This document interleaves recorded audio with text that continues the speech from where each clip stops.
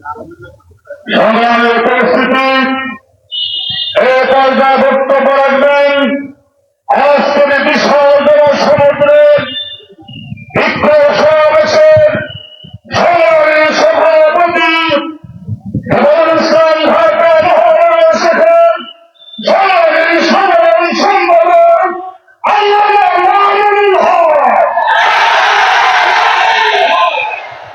আসসালামু আলাইকুম ওয়া রাহমাতুল্লাহ। আলহামদুলিল্লাহি রাব্বিল আলামিন والصلاة والسلام على سيد المرسلين وعلى آله وأصحابه ومن تبعهم ودعا بدعوتهم إلى يوم الدين. أما بعد، أعوذ بالله من الشيطان الرجيم. بسم الله الرحمن الرحيم. ملعونين أينما ثقفوا أخذوا وقتلوا تقتيلا. صدق الله العظيم. হেফাজতে ইসলাম বাংলাদেশ ঢাকা মহানগর কর্তৃক আয়োজিত নবীজিকে কটূক্তির বিরুদ্ধে প্রতিবাদের আয়োজিত আজকের এই বিক্ষোভ সমাবেশ মিছিল পূর্ববর্তী সমাবেশে উপস্থিত সংগ্রামী হেফাজতের মহাসচিব, কেন্দ্রীয় নেতৃবৃন্দ, সমবেত নবীপ্রেমিক বিক্ষুব্ধ তৌহিদি জনতা, আমাদের মহাসচিব সাহেব, অন্যান্য কেন্দ্রীয় নেতৃবৃন্দ আমাদের মূল বক্তব্য দিয়েছেন। স্পষ্ট ভাষায় কয়েকটি কথা আমরা জানিয়ে দিচ্ছি।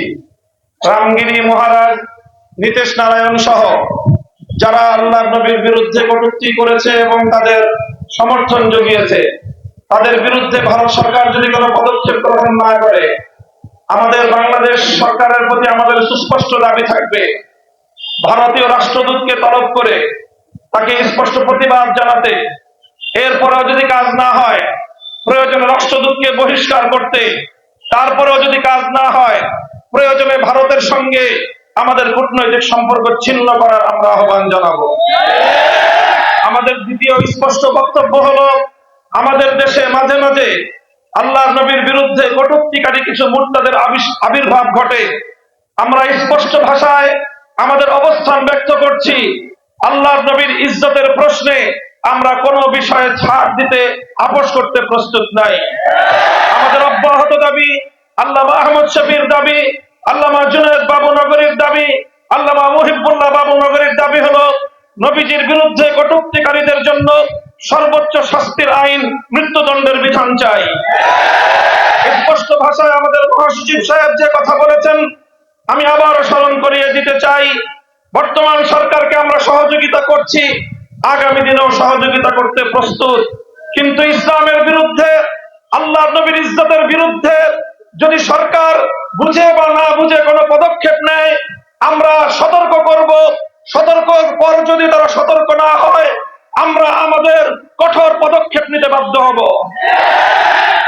আল্লাহর নবীর হাদিসকে অস্বীকার করা এটা নবীজিকে অবমাননার নামান্তর।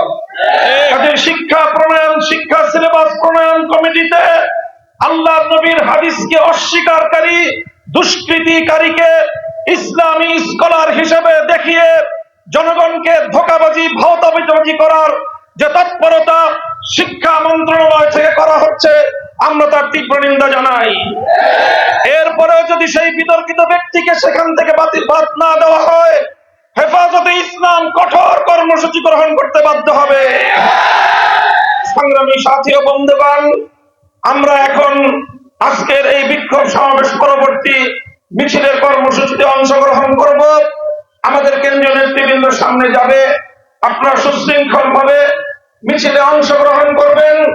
আমাদের মিছিল পল্টন মোড় হয়ে নাইটিঙ্গেল মোড়ে গিয়ে দোয়ার মাধ্যমে সমাপ্ত হবে ইনশাআল্লাহ। আমাদের বাংলাদেশ হেফাজতে ইসলাম বাংলাদেশের ঢাকা মহানগরের সভাপতি, কেন্দ্রীয় সিনিয়র যুগ্ম মহাসচিব মাওলানা জুনায়েদ আল হাবিব সাহেব, ইনশাআল্লাহ আমরা আশা করছি তিনি ইতিমধ্যে আমাদের মাঝে এসে উপস্থিত হবেন এবং সর্বশেষ তার দোয়ার মাধ্যমে আমরা আমাদের এই বিক্ষোভ কর্মসূচি সমাপ্ত করব।